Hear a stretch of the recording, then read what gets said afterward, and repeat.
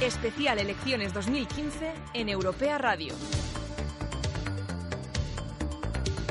Se confirman las encuestas. El Partido Popular es la fuerza más votada, seguido del Partido Socialista, de Podemos y Ciudadanos. Saludos desde este especial Elecciones Generales 2015 en Europea Media, el medio de comunicación de la Facultad de Ciencias Sociales y Comunicación de la Universidad Europea de Madrid.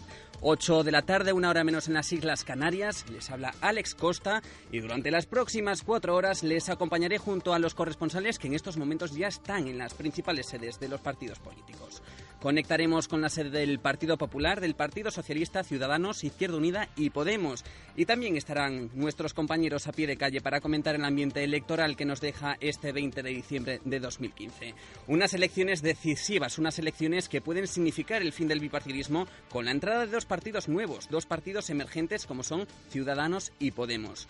2 minutos pasan ya del cierre de los colegios electorales en la península y Baleares. No es así en las Islas Canarias, donde quedan exactamente 58 minutos para ejercer el derecho al voto. A las 8 de la tarde comenzaba el escrutinio de los votos que ha dejado esta jornada, que comenzaba a las 9 de la mañana y contaba con escasos incidentes. Durante estas horas también me acompañarán en el estudio central de Europea Media don José María Peredo, director de Europea Media y catedrático de Comunicación por la Universidad Europea de Madrid, Javier Morales, profesor de Relaciones Internacionales de la Universidad Europea, y Alana Moceri, profesora de Comunicación y Relaciones Internacionales de esta universidad.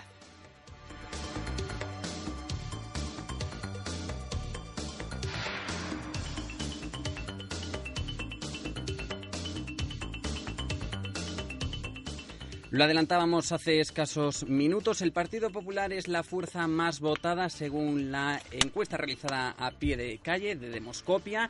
114 escaños, 118. En cambio, el Partido Socialista obtendría entre 81 y 85 con un 20,5%. En tercera posición nos encontramos con Podemos con el 76%, con 76 escaños y 80 y un 21,7%. Por el contrario, Ciudadanos obtendría 47,50 escaños con un 15,2%. A pie de urna ya adelantaban los resultados. Dentro de poco ya iremos conociendo el minuto a minuto de este escrutinio que nos deja esta jornada electoral.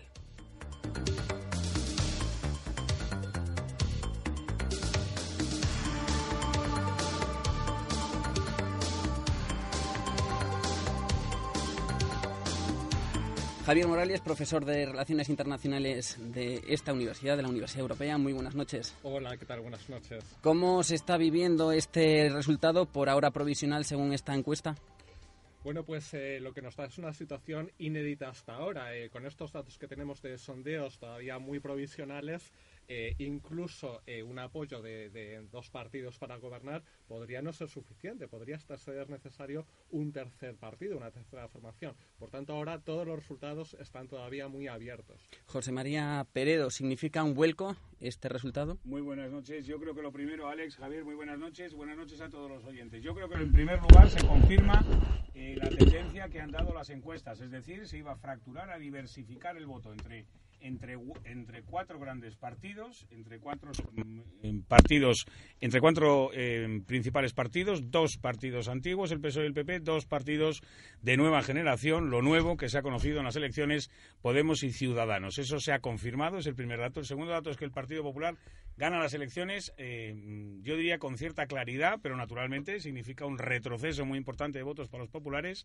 Y en tercer lugar, que las coaliciones efectivamente están abiertas todavía en este momento. Los sondeos, tanto de Antena 3 como de la Demoscopia al que te has referido, darían en este momento la posibilidad de que algunos pactos entre bien PP y Ciudadanos o entre otros 3 grupos políticos pudieran conducir a la formación de un gobierno. De confirmarse este sondeo a pie de calle, estamos hablando de un dato histórico. ¿Tiene alguna trascendencia desde el punto de vista histórico y político? ¿Puede llegar a tener, Javier? Bueno, yo creo que también hay que situar estas elecciones en su justo contexto histórico. También se ha dicho que son las más importantes de la democracia, pero también recordemos vuelcos decisivos como por ejemplo la llegada del PSOE al poder, lo que supuso en su día en el año 82. Esto es simplemente volver a una normalidad dentro de un contexto europeo en el que España era la excepción. No teníamos una tradición de estos sistemas menos bipartidistas o incluso gobiernos de coalición, y ahora lo que vamos a hacer es parecernos más a nuestros vecinos. Se puede... Sí. Yo, en cuanto a la trascendencia, efectivamente coincido con Javier. Son unas elecciones de una gran importancia, con dos partidos nuevos que van a producir además la necesidad efectivamente de un pacto. Por tanto, vamos a vivir una situación novedosa en cualquier caso, y eso es muy relevante. Pero en efecto, el Partido Socialista ganó las elecciones por primera vez en 1982. Las elecciones en 1977 significaron realmente, eso sí fue un cambio, la entrada de España a la democracia. O, por citar unas muy cercanas y muy dolorosas, las elecciones de la llegada del Partido Socialista en 2004 después del atentado, ¿no? Que también fueron unas elecciones especialmente significativas en aquel caso por una tragedia.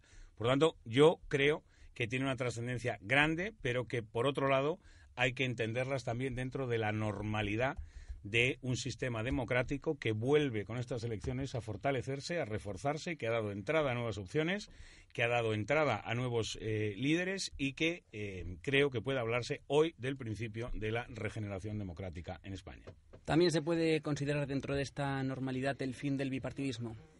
Bueno, sin duda, ahora tenemos un sistema que es tripartidista o hasta cuatripartidista, aunque una de las novedades de estos resultados de sondeos todavía provisionales es que parece que Ciudadanos se desinfla respecto a esas expectativas que tenía en su momento. O sea, por tanto, vemos que están bastante equilibrados los tres primeros, y Ciudadanos quizá un poco descolgado de esas expectativas que tenía. Pero efectivamente, la suma variable de todas estas tres primeras formaciones, PP, PSOE, Podemos, es lo que nos va a dar sin duda en la composición del futuro gobierno. Porque también creo que hay que decir, esto es un apunte ya desde la ciencia política, que aquí puedo disentir con mi compañero de mesa, el profesor Peredo, que a veces periodísticamente se intenta presentar el partido más votado como el ganador de las elecciones, cuando realmente no es así.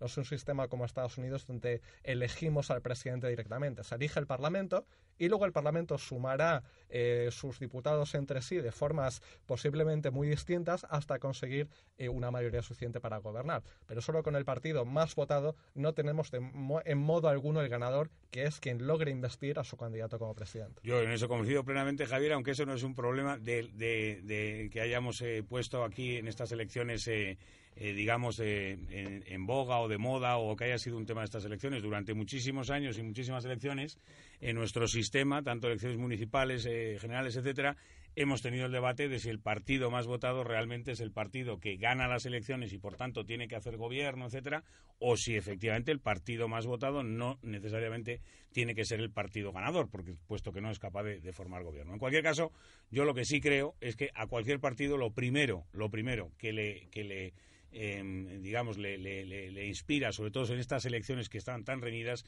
es que ese primer puesto, que podía haber sido, según algunas encuestas, no necesariamente para el Partido Popular lo ha mantenido. Ahora, insisto, perdiendo, según los sondeos, 60 escaños, cuando menos, lo mismo que el Partido Socialista, que también pierde un número muy notable de escaños. Tanto la suma del Partido Socialista como Podemos y la suma de Ciudadanos y el Partido Popular no darían una mayoría absoluta. Por tanto, estamos hablando ya de un tercer partido que tendría que... No, en el caso del sondeo de Antena 3 y también en el otro, estaríamos hablando de una mayoría, en el caso de Antena 3, de posiblemente 174 escaños. Estaría ahí, claro, en algún caso. En el caso de Televisión Española, no llegaría a esa mayoría absoluta. Pues conectamos cuando pasan 13 minutos de las 8 de la tarde con Elisa Lozano, que se encuentra en el Colegio Electoral Antonio Machado en Alcobendas. Muy buenas noches, Elisa. Muy buenas noches. Lo decíamos, escasos minutos pasan de las 8 de la tarde y ya se conocen los primeros resultados. El escrutinio, eso sí, en un bajo porcentaje. ¿Nos lo puedes adelantar? Pues sí, mira, te cuento. De un censo de 2.452 personas, hemos tenido más o menos el 74% de votos. ¿Esto qué quiere decir? Que en este colegio es la primera vez que se supera el 50% de votos desde las 2 de la tarde. Por lo cual ha habido muchísimo voto aquí en este colegio y por ahora estamos empezando justo a contar todos los votos y los tendremos en poco tiempo, pero ya os decimos que ha habido una una intención de voto muy, muy alta, del 74%, y que, bueno, ahora toca esperar a que tengamos todos los datos finales. Cabe recordar que la participación a las 6 de la tarde crecía al 58,29, medio punto más que en 2011. Nos comentas que en tu colegio electoral, Antonio Machado, en Alcobendas, ronda el 74%. Exacto, a partir de exactamente desde las 12 hasta las 2 hemos tenido la hora pico en la que las mesas se han colapsado, las colas llegaban hasta la puerta de los colegios, y desde las 6 de la tarde más o menos tenemos del 70%, que es muy alto para este colegio. ¿Algún tipo de incidente durante la jornada electoral? Pues no, incidentes principales no hemos tenido. Lo típico de hay que personas que no se han enterado muy bien cómo hay que votar, porque como también se vota al Senado, hay mucha gente que esa parte no la controla, pero en general ha habido un ambiente relajado dentro de lo que cabe. Y bueno, ahora esperar a los resultados. Pues Elisa Lozano, desde el Colegio Antonio Machado, el Colegio Electoral en Alcobendas. Conectamos contigo más tarde, cuando vaya avanzando la jornada y el escrutinio. Genial, muchas gracias. Buenas noches. Muchísimas gracias. Ahora me gustaría retomar un tema que tuvo especial relevancia en campaña. Estamos hablando de los debates. La historia dice que estas elecciones fueron en las que más debates se celebraron. ¿Esto puede perjudicar a los grandes partidos? ¿Puede beneficiar a los grandes partidos? ¿Cómo se enfoca este tipo de debate? Bueno, realmente ahí yo creo que habría que diferenciar claramente entre grandes partidos. Por un lado, el Partido Socialista, cuyo candidato ha acudido, ha participado en los debates, y por otro lado, el Partido Popular, en el que para mí ha sido una decisión de campaña sin duda errónea y que la penalizado en los resultados el hecho de que el candidato popular no haya participado en ninguno de ellos, ¿no? Si exceptuamos ese debate a dos, con el Partido Socialista, pero que en un sistema que ya es tripartidista o cuatripartidista, pues ese debate a dos pierde bastante de su sentido original. En cambio, el Partido Socialista, bueno, puede haber frenado esa posible caída de los dos partidos grandes, en su caso, por el hecho de, no haber rehuido la confrontación con Ciudadanos y con Podemos. Pero sin duda los grandes beneficiados de esos debates han sido precisamente estos partidos más jóvenes, que son los que dominan con mucha más agilidad el arte de ilusionar mediáticamente a esos votantes, quizá porque no tienen el lastre anterior de ese sistema bipartidista. Yo creo que ha sido enriquecedor la cuestión de los debates en esta campaña. De hecho, en la Universidad Europea hemos planteado también un debate a 4, en el cual sí participaron los 4 partidos fundamentales en estas elecciones. Y creo también que la diversidad de fórmulas de debate también ha sido enriquecedora. Los candidatos han sido una campaña muy, muy intensa, porque además de eso, en esos debates han participado de cara al público en algunos programas de televisión.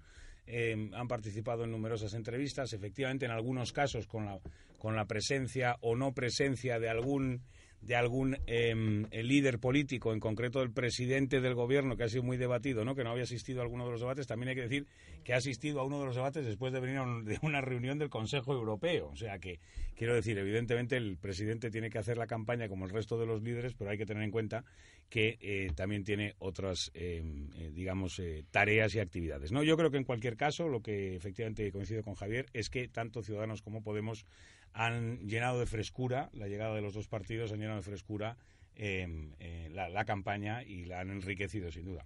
Y esa frescura puede pasar porque tanto el candidato de Ciudadanos como el candidato de Podemos tienen buena capacidad oratoria, son más comunicólogos que políticos.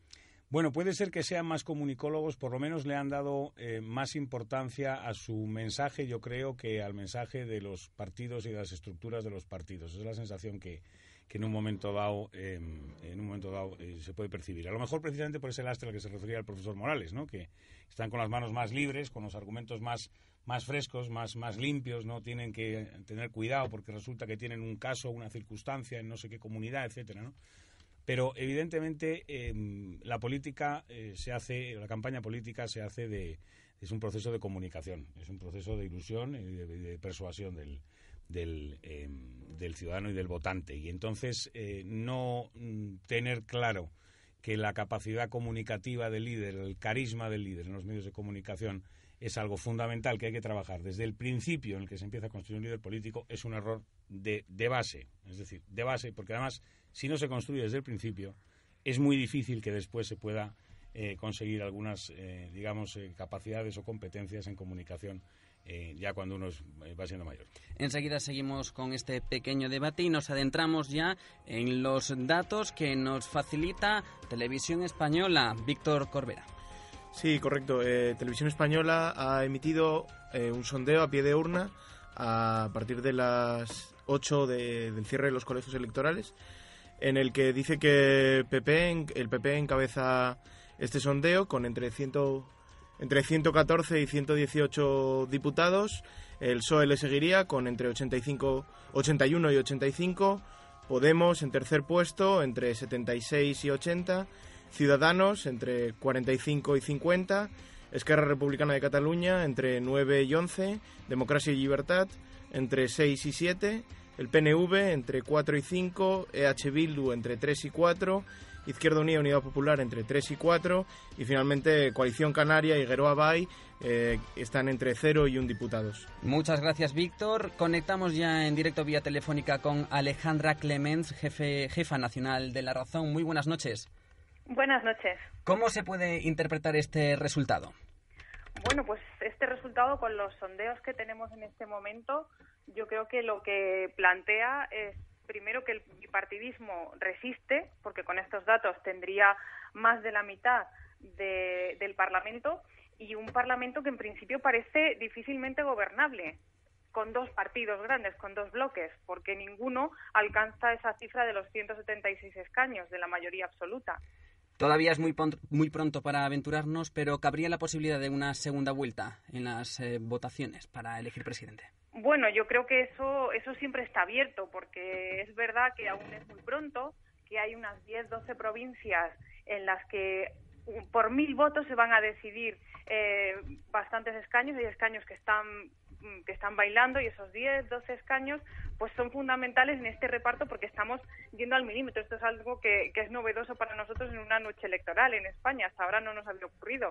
Entonces yo creo que aún es pronto, pero lo que sí nos empieza ya a dejar claro es que va a ser muy complicada la elección de un presidente, por ver esos acuerdos entre partidos que, sumando PP, Ciudadanos, PSOE, Podemos, que eran las alianzas que se planteaban desde antes de la campaña y que se han ido planteando a lo largo de estas 2 semanas, pues no alcanzamos la mayoría absoluta de los 176 con ninguna de ellas.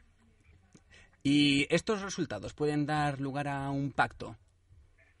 Bueno, podrían dar lugar a un pacto, sí, sin duda. Eso siempre es posible, porque si faltaran algunos escaños, pues se podría recurrir a otros partidos de los que tienen un menor número. Pues podría ser el PNV, podría ser, Coalición Canaria, no sé, porque está ahí dudoso aún si va a conseguir escaño o no. Incluso esos 3 o 4 de Izquierda Unida podrían aportar algo, pero nos estamos moviendo en unas cifras muy, muy pequeñas y muy bajitas de escaños, que quizá, si los otros partidos logran subir con esos, con aún la noche electoral que nos queda con esos datos, sí que podrían sumar, pero nos estamos moviendo en un terreno aún tan farragoso, sí, tan complicado y tan difícil de hablar con exactitud de números y cifras, que los pactos son posibles, pero aún son un misterio. Y una última pregunta. Sí. Ciudadanos tendría entre un 47-50 escaños. Sí, según la encuesta de la Forta, sí. ¿Esto se puede deber a esa indecisión de apoyar o no apoyar a la lista más votada? Bueno, la verdad es que a Ciudadanos la campaña parece que le ha pasado factura. Justo antes de que empezáramos la campaña electoral, Ciudadanos pues estaba prácticamente pisándole los talones al PSOE, incluso en algunas encuestas se daba como segunda fuerza, y hemos visto como en estas 2 semanas sí que ha ido perdiendo fuerza, sí que se ha ido desinflando. Quizá la indefinición fue en un principio lo que le ha ido restando votos, pues el que la gente no supiera a quién iba a apoyar después y a quién iba a ir en definitiva ese voto que estaba arrojando, aunque Albert Rivera intentó el viernes y en extremis pues decir que no iba a apoyar ni a unos ni a otros, y ya se intentó fijar un poco su postura. Sí que seguramente a lo largo de la campaña eso le ha podido hacer que pierda apoyo. José María Peredo. Sí, soy José María Peredo. Buenas noches, profesor de la Universidad Europea de Madrid. Buenas noches, gracias por tu participación en el programa especial que hacemos desde Europea Radio.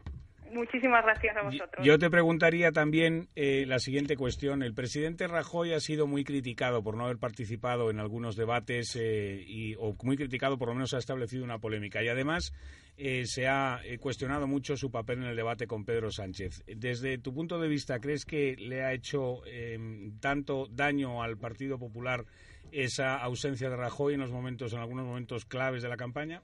Bueno, yo creo que no. Yo creo que realmente en el debate A4, en el que efectivamente el candidato no estuvo, pues yo creo que el PP optó por una estrategia electoral que, según los sondeos que ellos manejaban, no les causó ningún daño. Ellos, bueno, aportaban a su número 2, vendían la idea de un ticket, una idea muy, muy americana, esto de formar una pareja electoral. Y yo creo que entonces no les supuso ningún efecto. Vieron que sus sondeos no bajaban, no creo que eso le produjera ninguna sangría de votos. Y respecto al segundo debate, el debate con Pedro Sánchez, yo creo que, bueno, ahí lo que se reflejó fue un debate un poco en las formas muy farragoso, y que quizá la polémica fue más del lado de Pedro Sánchez por las formas que utilizó y que empleó, pues bueno, por quizá esa desesperación que tenía, que en la última semana el PSOE estaba perdiendo apoyos. Así que yo creo que realmente al PP los debates no le han supuesto ningún daño electoral. Pues Alejandra Clemens, jefa nacional de La Razón, muchísimas gracias por haber estado con nosotros en este especial de Europea Media. Gracias a vosotros. Buenas noches. Muchísimas gracias. Y damos ya la bienvenida al estudio a Lana Moceri. Muy buenas noches. Buenas noches. Ya conocemos los resultados. Según la encuesta, este sondeo de Radio Televisión Española, victoria para el Partido Popular con 114-118 escaños, seguido de un PSOE con 81-85, Podemos 76-80 y Ciudadanos 45-50. ¿Se esperaba este resultado? Es que ha sido, bueno, los sondeos hasta ahora no podemos fiar mucho. Hay tanto movimiento en este electorado que realmente cualquier cosa podría pasar. De hecho, que todavía si estamos trabajando con sondeos, tampoco me fío mucho, porque realmente es que había gente indecisos hasta el último, hasta que llegara a la urna y decidir. Entonces, bueno, yo creo que es una noche electoral que hasta que contamos todas las votos, realmente no sabemos. Pero por ahora se podría hablar del fin del bipartidismo en España. Eso por supuesto que sí, y que para mí lo que ha sido curioso es que es España con un sistema parlamentario ha sido partidista tantos años, que realmente yo creo que es el único caso del mundo. No sé, seguramente puede ser que hay más. Reino Unido quizá, ¿no? Que es un sistema parlamentario también. Claro. Pero también han tenido otros partidos dentro de la mezcla. Es que en mi país, en los Estados Unidos, claro, tenemos bipartidismo, pero eso es porque es sistema presidencialista. Entonces yo también lo veo como la democracia de España está madurando. Y eso sí es buena cosa. Que representar una pluralidad de los ciudadanos es buena cosa. Había más opciones. Lo comentábamos antes, esta campaña se ha basado también en los debates. Usted que viene de un país en el que el debate es pues tan propenso, ¿esto perjudica, beneficia a los dos grandes partidos? Para mí, bueno, eso es difícil de saber. Yo creo que, por supuesto, como Rajoy no estuvo en los dos debates, el debate del país y el otro en La Sexta, es que no le ayuda. Pero mira, es que si los resultados salen así, tampoco ha sido tan importante. Pero yo, por supuesto, como alguien de comunicación política, estoy siempre encantada con más debates. Es mejor cada vez que podemos acercar los candidatos a los ciudadanos. Es mejor los primeros debates, los del país y La Sexta, eran muy ágiles, muy interesantes, que han utilizado las técnicas que utilizamos en los Estados Unidos. Me ha gustado mucho el otro entre solamente Sánchez y Rajoy. No lo vi porque me parecía mal que hicieran uno con solamente estos dos candidatos. Y los partidos se están centrando ahora más en una imagen de líder comunitólogo antes que político, para llegar más a la sociedad. Claro. Es que con los debates, con más acercamiento a los ciudadanos, eso sí, siempre ayuda, y eso es lo que queremos siempre en las elecciones. Eso es el punto de hacer elecciones y claro, lo bueno también aquí es que tenemos solamente los 15 días de elecciones intensas. Nosotros tenemos 2 años, pero por lo menos también había movimiento antes y es importante porque realmente lo que yo veo es que muchas veces la política y el sistema político está bastante mal entendida dentro de los ciudadanos aquí en España y hace falta que entiendan mejor cómo funciona su propio gobierno. Ampliamos, sí. Desde tu punto de vista, Alana, que tanto sigues las elecciones en Estados Unidos, ¿cuál ha sido el candidato de la campaña en España que lo ha hecho mejor de todos? ¿Cuál ha sido el que piensas que se ha desenvuelto mejor en el conjunto de la campaña?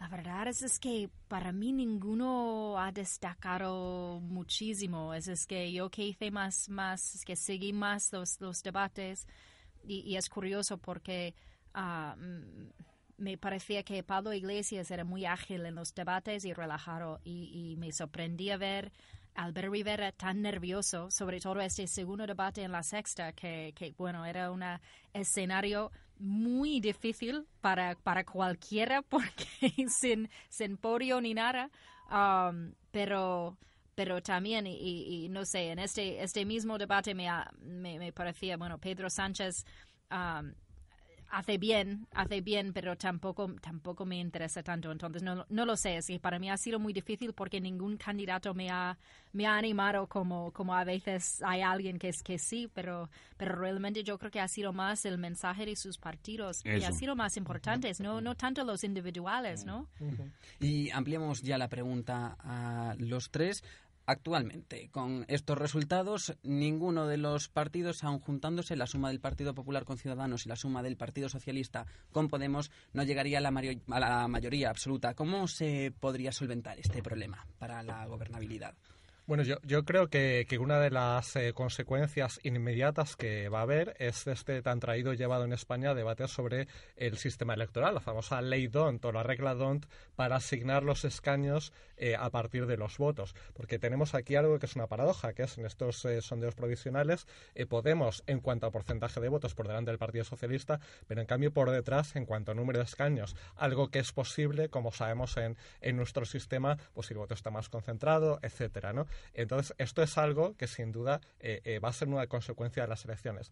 En esta pregunta que tú nos hacías a todos de las posibles coaliciones electorales, claro, esto que acabo de comentar sin duda va a influir en esa posible geometría variable, porque claro, Podemos va a tener un argumento de que ya no va a ser un socio que apoye un futuro gobierno en su caso de Pedro Sánchez, sino que va a poner sobre la mesa que en todo caso sería una coalición en pie de igualdad o de casi igualdad, porque en cuanto a porcentaje incluso iría por delante del Partido Socialista, etcétera. Entonces, esto sin duda puede favorecer que PSOE y Podemos puedan ser referentes para esa posible coalición como alternativa al Partido Popular, pero no son suficientes solo con los dos. Claro. Yo creo ahí también que la cuestión es, hay que ver un poco, porque ahí vamos a especular. Claro, el hecho de que haya todavía 10, 12 escaños, algunos más que se puedan todavía decidir hacia uno u otro lado, ¿no? O hacia cualquiera de los partidos va a ser decisivo. Lo que parece es que en ningún caso la coalición va a ser, vamos a decir, sencilla. Por otra parte, no hay manera de gobernar si no es con una coalición. Y por otra parte, partidos minoritarios que hasta entonces no han entrado en las digamos, apuestas sobre su importancia en la gobernabilidad, pues a lo mejor pasan a cobrar un papel, pasan a tener un papel significativo. Me estoy refiriendo pues a partidos como desde Esquerra Republicana hasta partidos como el propio Partido Nacionalista Vasco, etcétera, ¿no? Es decir, yo creo que hay bueno, pues hay que pensar que en primer lugar hay que ver cómo se ha producido finalmente, cuál es el resultado, y en segundo lugar, evidentemente, lo que vamos a encontrarnos es con un momento de pactos que por otra parte es lo que están prediciendo todas las encuestas. Y nos trasladamos ya a la calle Ferraz, la sede del Partido Socialista, segunda fuerza política según este sondeo realizado por Radio Televisión Española. Sara Rodríguez, muy buenas noches. Buenas noches, Alex. Muy bien. ¿Cómo se ve el ambiente en la calle Ferraz? El ambiente aquí es de mucha expectación, nervios. Al ser la primera fuerza de izquierda en estos momentos por los sondeos, ¿sí? El ambiente está todavía muy caliente, esperando a que las cifras vayan variando y nos digan poco a poco cómo va evolucionando esto. ¿Sabemos ya si Pedro Sánchez se encuentra en la sede? Sí, Pedro Sánchez ya está aquí. Se rumoreaba que de no quedar en primera posición el Pedro Sánchez, pues podría tener algunos conflictos internos en el partido. ¿Tranquilidad por ahora en la calle Ferraz? De momento está tranquilo, ya te digo, son los primeros sondeos, así que poco a poco os iré informando de cómo va evolucionando esto. Pues Ana Rodríguez, muchísimas gracias. Cuando tengamos ya más datos, conectamos contigo. Muchas gracias. Y muchas gracias. Volvemos ya a los estudios centrales de Europea Media cuando son las 8:34 de la tarde, 1 hora menos en las Islas Canarias. Escasa media hora ya para conocer los primeros resultados. Y enseguida tendremos aquí a Rosa María Mateos, que nos va a hablar del Partido Popular, de cómo se está viviendo en la sede, en esta calle Génova. Y hacemos un descanso de 1 minuto y enseguida volvemos. Especial Elecciones en Europea Radio, la emisora online de la Universidad Europea de Madrid.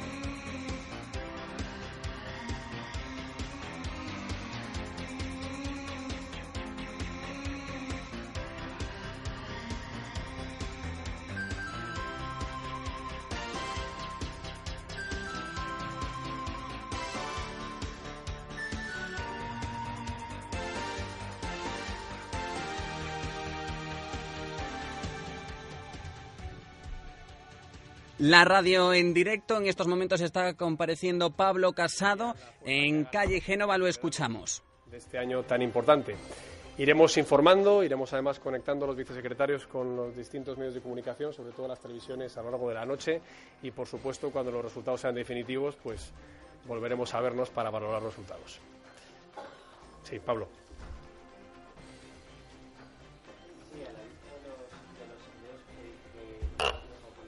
No entra en detalles por el momento Pablo Casado. Estamos escuchando ahora en riguroso directo una pregunta.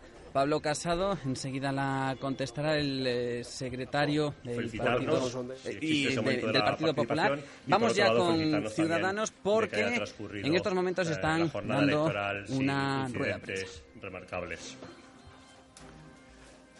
A estas horas, como es tradicional en esta primera intervención, aún no tenemos datos de escrutinio, solo tenemos encuestas. Estaré escuchando a José Manuel Villegas. Ahí estaba José Manuel Villegas de Ciudadanos y nos encontramos aquí en el estudio con Rosa María Mateos, directora de Europea News. Rosa, muy buenas noches. Muy buenas noches. Acabamos de ver ya la cara de Pablo Casado, esa cara de circunstancia, esa cara de preocupación, yo creo. Y lo único que nosotros podemos decir aquí en Europea Media es que desde la sede del Partido Popular nadie quiere hacer ninguna declaración. Nadie quiere dar ninguna opinión, no quiere dar nada hasta que no tengan, como bien hemos escuchado a Pablo Casado, hasta que no tengan algún dato que verifique que han ganado y, que han ganado entre comillas, podemos decir, ¿no? Con mayoría simple, eso sí. Exactamente, mayoría simple nada más. Los compañeros que tenemos en la calle es lo que nos pueden contar. Sí podemos decir que vemos la cara, por ejemplo, de Pablo Iglesias muy emocionado, muy contento y parece ser que va a ser la gran alegría para ellos esta noche, ¿no? Muchísimas gracias, Rosa. Vamos ya con Marta Tafalla, que se encuentra en la sede de Ciudadanos. Muy buenas noches, Marta. Hola, buenas noches, Alex. ¿Cómo se vive? ¿Y cómo está el ambiente ahora mismo? ¿Decepción, alegría? La verdad es que hay un poco de caras largas, pero es que ahora mismo están dando la primera comparecencia Fran Herbias, el secretario de Organización, habla que solamente hay encuestas, que no hay datos de escrutinio y Sí. que por eso no pierden la ilusión.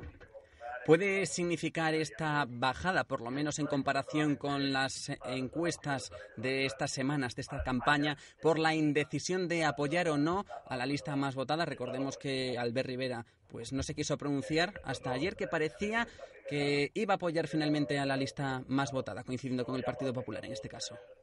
Así es, sí, la verdad es que es lo que ellos hablan aquí, militantes y simpatizantes hablan sobre lo que estás diciendo, Alex, y sobre todo también hablan de ese repentino descenso en los sondeos de los últimos días. Pero aún así conservan esa ilusión y esperan que Ciudadanos dé una última sorpresa. Pues Marta, a ver si conseguimos hablar con Albert Rivera, el Partido de la Regeneración, a ver si se vuelca con los universitarios. Muchísimas gracias, conectamos enseguida cuando nos puedas facilitar más datos. De acuerdo, hasta luego. Muchas gracias. Y la mayoría de los españoles hoy ejercían el derecho al voto, pero muchos de ellos no conocen realmente cómo funciona este sistema. Para ello tenemos a Carmen Fernández, que nos lo va a explicar con más detalle. Enseguida tendremos aquí a Carmen Fernández. Por el momento ya conocemos los primeros datos de este sondeo. Daban al Partido Popular 114-118 escaños. En segunda posición un Partido Socialista con 81-85 escaños. La sorpresa, Podemos 76-80 escaños. Y en cuarto lugar Ciudadanos con 47-50 escaños. Le sigue Esquerra Republicana de Cataluña con 9-11 escaños. Y también una Izquierda Unida, Unión Popular, con 3-4 escaños. Nos gustaría preguntar por qué Alberto Garzón, que es el candidato de Izquierda Unida, es el político mejor valorado, a 2 décimas tan solo del aprobado, y sin embargo solo 3-4 escaños. ¿A qué se puede deber?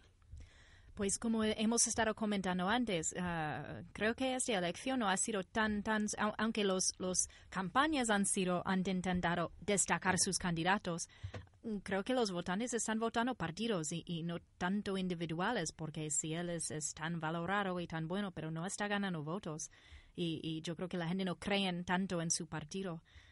Lo que también me hace gracia es, me acuerdo estar aquí hace tiempo con las elecciones europeas. En el 2014. Sí, y fue la sorpresa de la noche Podemos, y estuve pensando en eso toda esta semana, pensando, a ver si vemos otra sorpresa con ellos, que yo creo que no había ninguna, todo es sorpresa en esta elección, pero bastante interesante que en los sondeos no les va bien, pero luego parece que en los resultados sí, que eso es bastante interesante. En aquel momento conseguía 5 en el Europarlamento, pero claro, es que ahora estamos hablando casi de 80. Es un resultado enorme para su entrada en el Congreso español. Un cambio bastante significativo. Yo creo que ahí también perdona Javiera, el significativo, la desaparición también de UPyD, y también algunas otras modificaciones de otros grupos políticos, que en otras ocasiones han tenido una representación aunque pequeña y que en este momento no aparecen ahí. También algunos iban integrados en la coalición de Podemos, así que es posible que, por ejemplo, el caso de Compromís, ¿no?, esté representado en esos escaños de Podemos. Yo creo que ha habido una variación sustancial por arriba, y por abajo quizá la variación ha sido menor. Pero la desaparición de UPyD también es importante, porque realmente fue el partido que nació con esa idea de convertirse en un partido bisagra, y al final, en las elecciones precisamente en que la bisagra es tan importante como en estas, pues resulta que UPyD no ha tenido opción.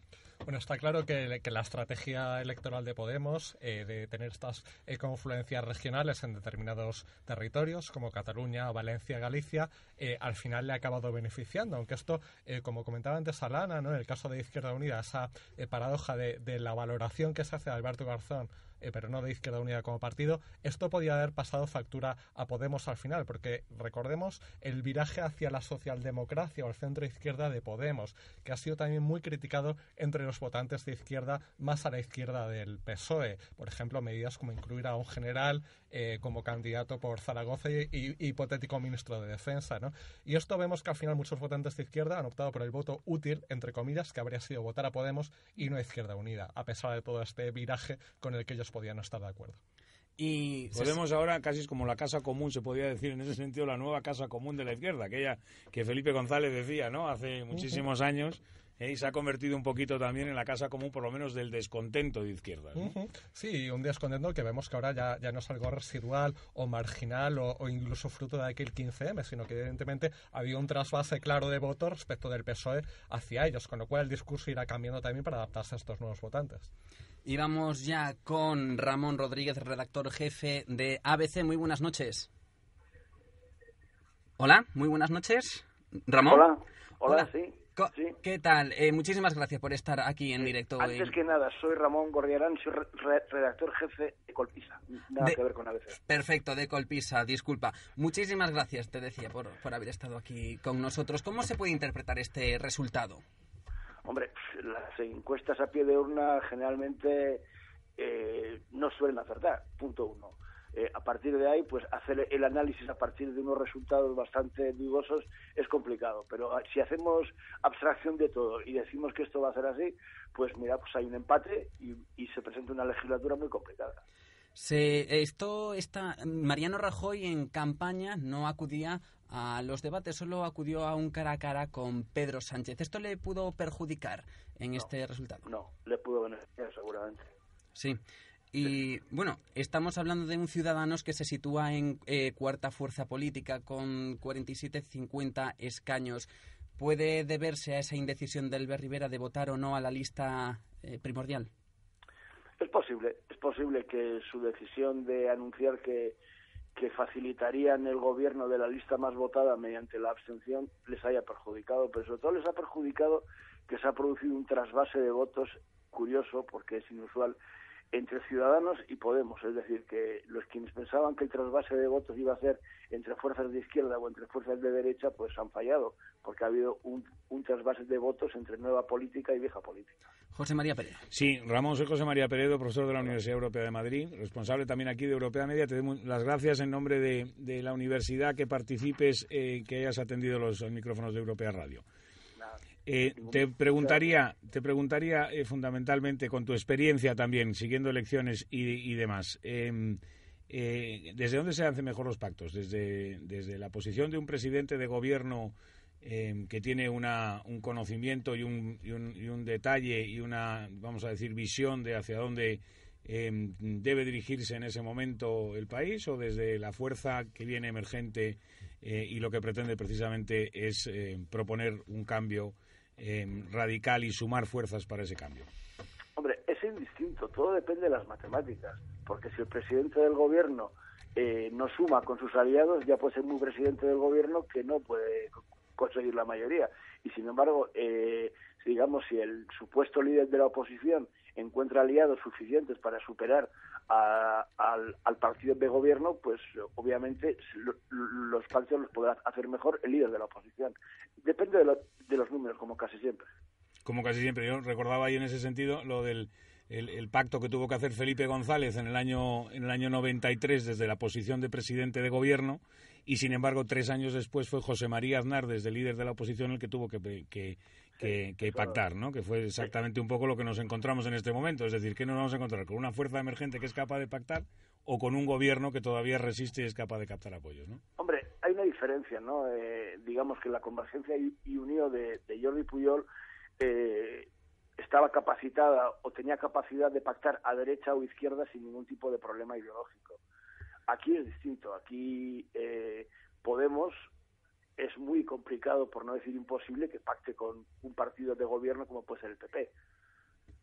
Y viceversa, Ciudadanos también es muy difícil que pacte con un partido socialista. Es decir, aquí la ideología, o sea, la ideología quizá va a tener más incidencia, porque con el nacionalismo las cuestiones ideológicas pasaban a segundo lugar, primando las cuestiones territoriales. Gracias, Ramón. Pues Ramón Rodríguez, muchísimas gracias, redactor jefe de Colpisa. Gracias por haber estado con nosotros. Y sorprende la idea, lo decía antes Ramón, Convergencia pues no está siendo un partido significativo a nivel catalán. Es más, conociendo ya este sondeo, en Cataluña, En Comú tendría un 24,9%, lo que significa 12-13 escaños. ¿Qué significa esto para Cataluña? Bueno, ahí está claro que En Comú Podem ha tirado también del liderazgo personal de figuras como Ada Colau, por ejemplo, y esto es lo que comentábamos antes de esas estrategias diferenciadas de Podemos en determinados territorios, que ha sido beneficioso tanto para Podemos nacional o estatal, por decirlo así, como para esas fuerzas con las que se coaligaba en esa región concreta, ¿no?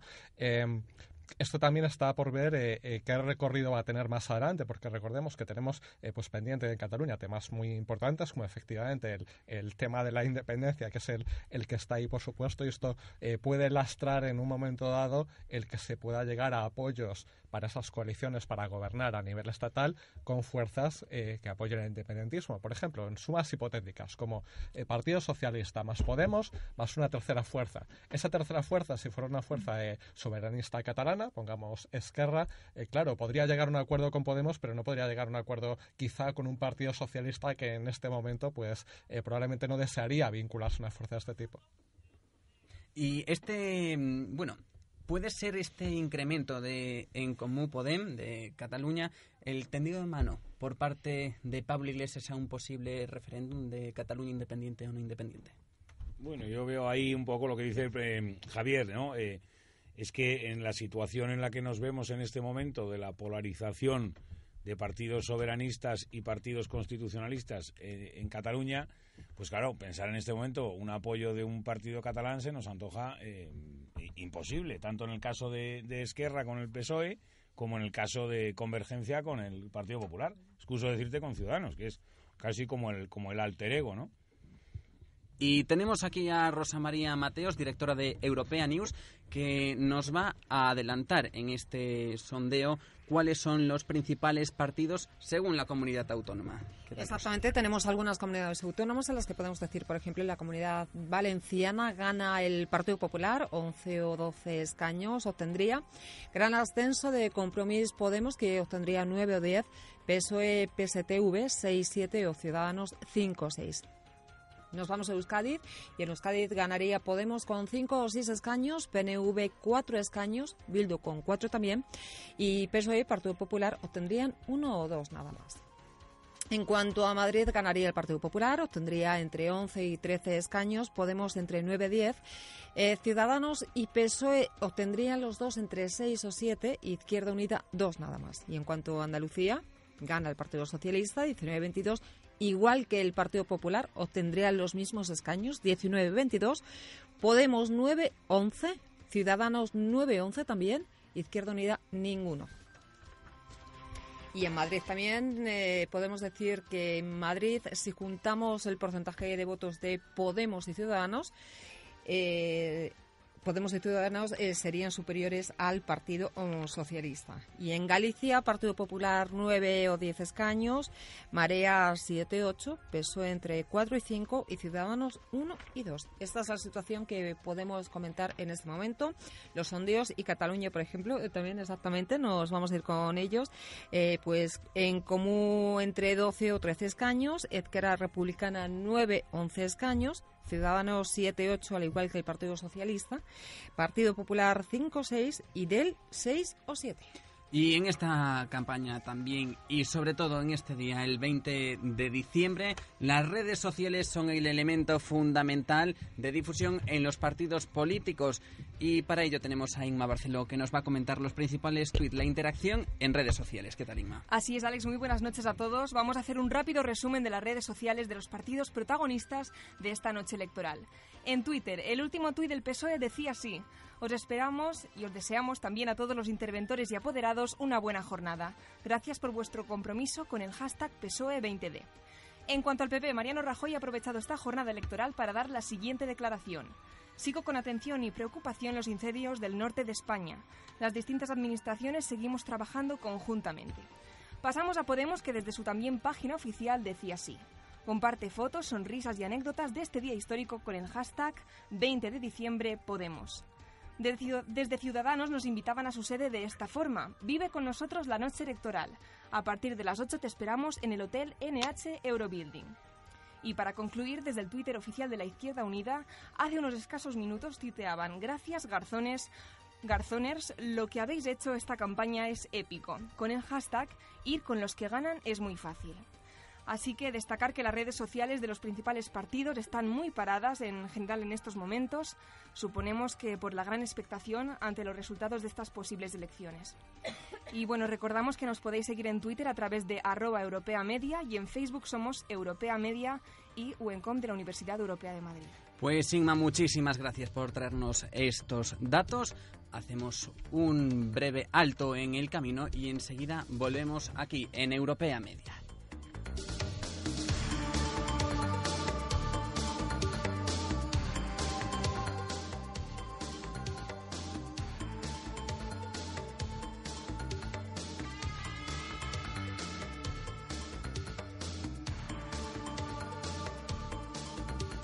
Como comentábamos antes, muy pocas personas conocen el sistema electoral español y para ello tenemos a Carmen Fernández, que nos lo adelanta. Muchísimas gracias, Carmen.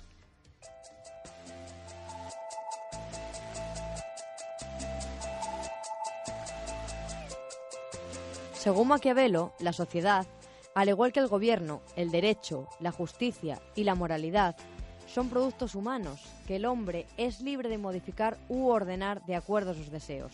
Razón por la cual, en la medida en que te abstengas de votar, estarás siendo injusto. No olvides que la democracia es un ejercicio que no funciona si solo unos cuantos se comprometen con ella, y que no solo es un derecho, también una obligación como ciudadanos. En este reportaje vamos a hacer un viaje por los confines de la libertad para que compruebes toda la importancia que tiene un solo voto. Y por supuesto, no se puede empezar de otra manera que preguntándonos: ¿cómo funcionan unas elecciones en España? ¿Cuáles son las funciones del Senado y el Congreso? ¿Cómo funciona cada una de ellas?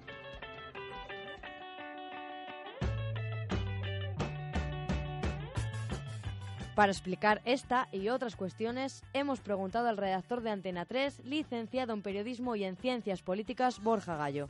Las Cortes Generales del Estado están formadas por un sistema bicameral formado por el Congreso, que es la Cámara Baja, y el Senado, que es la Cámara Alta o Cámara de Representación Territorial. En el caso del Senado hay dos tipos de senadores, dos formas de elección de senadores. La primera de ellas es aquellos senadores electos por circunscripción, que se designan 4 por cada una de las circunscripciones, a excepción de las islas o de las comunidades autónomas como Ceuta y Melilla. Y por otra parte están aquellos senadores que son elegidos por los parlamentos autonómicos, que eligen 1 por cada comunidad autónoma más 1 por cada millón de habitantes dentro de dicha comunidad autónoma. Estos senadores son electos cada 4 años, es decir, que el cargo que desempeñan dentro del Senado tiene una duración de 4 años. El voto para la elección de los senadores es un sufragio universal, libre, directo, igual y secreto, acorde a la ley electoral vigente en España y en la Constitución española.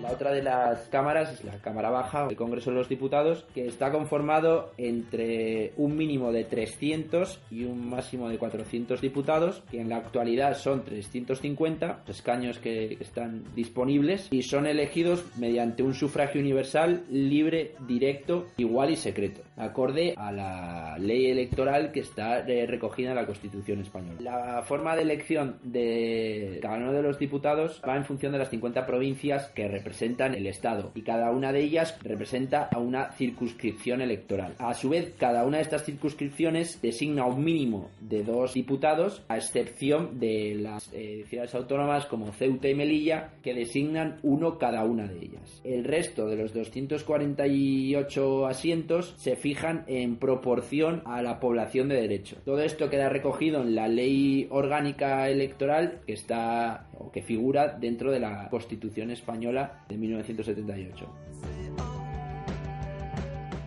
Y por supuesto, si hablamos del Senado, no podemos quedarnos sin preguntar un tema de actualidad. ¿Qué quieren cambiar los nuevos partidos en este aspecto? La postura de Podemos con respecto al Senado es que se necesita urgentemente realizar un proyecto de reforma dentro del mismo, ya que lo consideran como un cementerio de elefantes. Es decir, aquella vieja política se resguarda dentro del Senado para seguir cobrando un sueldo vitalicio hasta que se retire. Y considera que la Cámara Alta debe de convertirse en un órgano de representación autonómica y no solo provincial. Según el dirigente de Podemos, Pablo Iglesias, debe de ser un instrumento clave para afrontar los problemas en materias absolutamente fundamentales, como es el caso del ámbito territorial. Esta es la postura que adopta dentro de su programa de cara a las próximas elecciones generales en relación al Senado. Por su parte, el partido de Albert Rivera, Ciudadanos, plantea la posibilidad o la idea de que el Senado se convierta en un consejo de presidentes de las comunidades autónomas con las funciones de una cámara de segunda lectura para cuestiones de ámbito territorial, y a su vez propone la eliminación del Consejo General del Poder Judicial y acabar con los decretos ley. Es decir, la legislación urgente deberá ser aprobada al menos en un plazo de 72 horas. El proceso electoral comienza cuando el presidente del gobierno y el rey firman el decreto de disolución de las Cortes y convocan las elecciones. Al día siguiente se hace la publicación en el Boletín Oficial del Estado y se convoca la constitución de las mismas, teniendo como fecha límite los plazos que indique la ley. El siguiente paso sirve para estudiar el censo electoral de cada uno de los comicios. Se estima que este año tendrán derecho al voto en nuestro país en torno a unas 36,5 millones de personas. 10 días después de que se hayan disuelto las Cortes, comienza la fecha límite para la presentación de coaliciones, es decir, aquellos partidos que se presentan junto con otros. El siguiente plazo sirve para presentar el resto de las candidaturas, para posteriormente publicar todas ellas en el BOE, Boletín Oficial del Estado. 25 días después de la disolución de las Cortes, finaliza el plazo para votar a los españoles que se encuentren en el extranjero. Durante ese plazo se producen los sorteos para designar a los miembros que van a ocupar las mesas electorales. 3 días después se publican en el BOE las candidaturas, para dar paso 9 días más tarde, a las 12 de la noche, el comienzo de la campaña electoral, que dura en torno a 2 semanas. El siguiente paso es el cierre del plazo del voto por correo para aquellos que residen en otra comunidad autónoma distinta a donde están empadronados. Por último, se cierran las fechas para la publicación de cualquier encuesta o sondeo, con el consiguiente fin de la campaña electoral, que da paso a las jornadas de reflexión y finaliza con las jornadas de votación. Pero, ¿qué diferencia hay entre la campaña electoral y la precampaña? La precampaña electoral se diferencia básicamente con la campaña electoral en que tú puedes promocionar las ideas, el programa de tu partido, pero no puedes, por ejemplo, desde que se inicia la campaña electoral es cuando tú puedes empezar a fijar carteles, puedes empezar a publicitar de una manera mucho mayor, más masiva, más clara los ideales de tu partido, pero en la precampaña este tipo de publicitación no está permitida. También son mayor el número de actos, de debates, de como todo mucho más concentrado en la época de campaña electoral, y en la época de precampaña es como la preparación de cara a esas 2 semanas, que es lo que dura normalmente un proceso de campaña electoral. Así que yo creo que la diferencia principal es esa, que la publicitación de tanto de las ideas como el programa es mayor durante la época de la campaña electoral, y la precampaña es como el proceso previo de cara a la campaña electoral, que se crea, se fundamenta las bases de un programa electoral de un partido político, y luego la campaña en sí sería como la publicitación de esas ideas y de ese programa.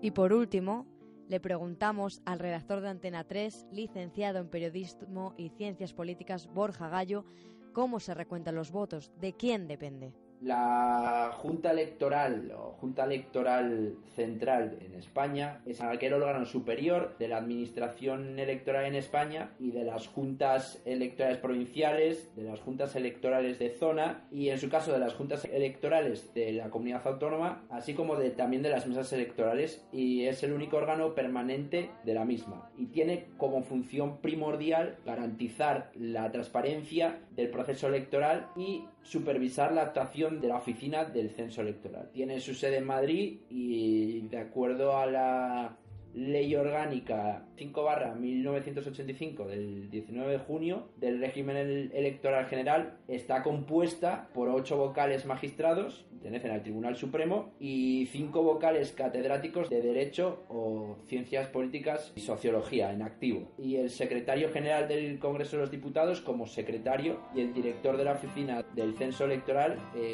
con voz pero sin voto. Una vez terminada la votación, comienza el recuento de votos o escrutinio, que es público. Es decir, que cualquier persona, sea o no votante, tiene derecho a estar presente en dicho acto, siempre, claro, que lo permita el local de esa mesa.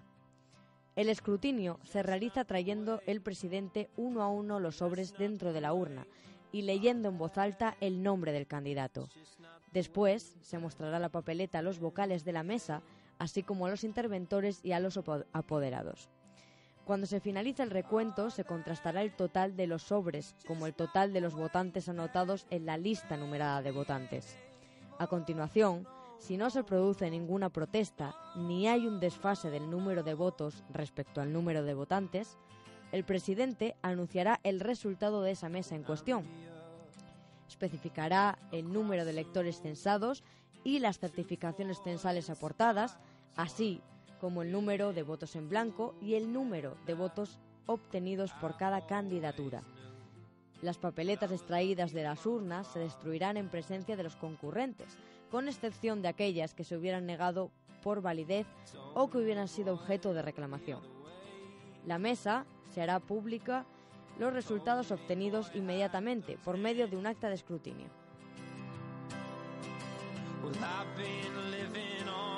Crumbs of your love, and I'm starting